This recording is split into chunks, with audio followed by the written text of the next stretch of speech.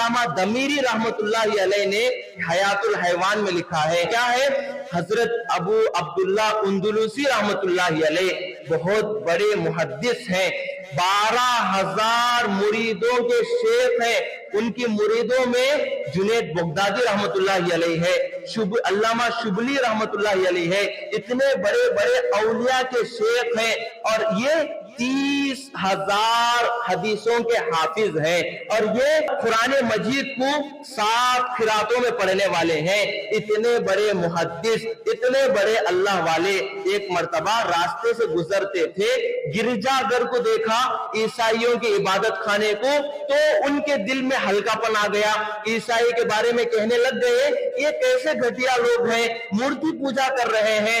ईसाई को हल्का समझने पर अल्लाह ताला ने ऐसा उनका मुआखजा किया, ऐसा उनसे कार्रवाई लिया कि इतने बड़े मुहद्दिस 1 साल खिंजीर चलाने पर वो मजबूर हो गए। तो फौरन उनके दिल से पूरा इल्म कबूतर की शक्ल में निकलने लग गया। तो वहां से वो गुजरने लगे तो कुएं पर एक लड़की को देखा जो खूबसूरत थी, ईसाई थी।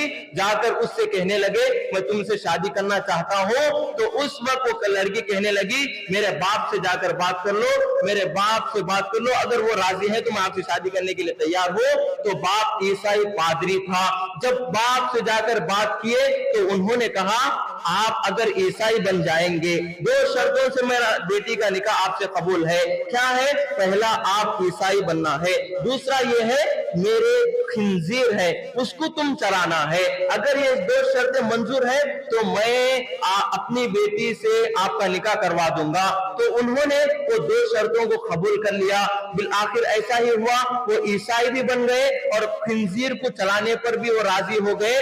तो इतने बड़े शेख थे जुनैद बगदादी और अल्लामा शुबली नौमानी रहमतुल्लाहि अलैह, ये सब उनकी मुरीदीन हैं। जब उनको पता चला कि हमारे शेख भटक गए हैं, फिसल गए हैं, तो फौरन गए, जाकर समझाए, दावत दिए और जाकर दुआएं किए। तो उनकी दुआओं के बाद, उनकी मेहनतों के बाद और उनकी पिछली जिंदगी के आमाल के नतीजे में फिर अल्लाह ताला 1 साल के बाद उनको हिदायत अता फरमाया।